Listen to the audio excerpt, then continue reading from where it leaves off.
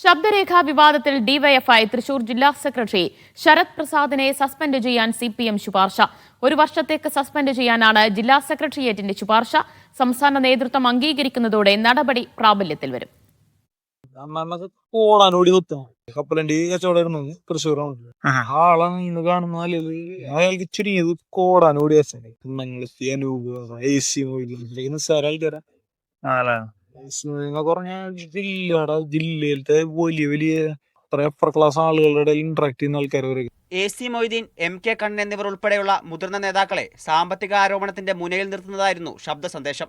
പാർട്ടിയെ പ്രതിരോധത്തിലാക്കിയ വിവാദത്തിൽ ശക്തമായ നടപടി വേണമെന്നായിരുന്നു സെക്രട്ടേറിയറ്റിലെ പൊതുവികാരം. സാധാരണ സംഭാഷണമായിരുന്നുവെന്നും പഴയ ഓഡിയോ ആണ് പുറത്തു വന്നതെന്നും ശരത് പ്രസാദിന്റെ വിശദീകരണം തൃപ്തികരമല്ലെന്നാണ് പാർട്ടിയുടെ വിലയിരുത്തൽ. 1 വർഷത്തേക്ക് സസ്പെൻഡ് ചെയ്യാനുള്ള തീരുമാനം സംസ്ഥാന നേതൃത്വം അംഗീകരിക്കുന്നതോടെ പ്രാബല്യത്തിൽ വരും. സംസ്ഥാന സെക്രട്ടറി MV ഗോവിന്ദൻ കഴിഞ്ഞ ദിവസം തൃശൂരിലെത്തിയിരുന്നു. ശരത് പ്രസാദിന്റെ വിശദീകരണവും ജില്ലയിലെ സാഹചര്യവും നേതാക്കൾ MV ഗോവിന്ദനെ ധരിപ്പിച്ചിരുന്നു.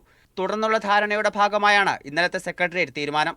ഡിവൈഎഫ്ഐ ജില്ലാ സെക്രട്ടറി സ്ഥാനത്ത് നിന്നും ശരത് പ്രസാദിനെ നീക്കാനാണ് സാധ്യത. മീഡിയ 1 തൃശൂർ.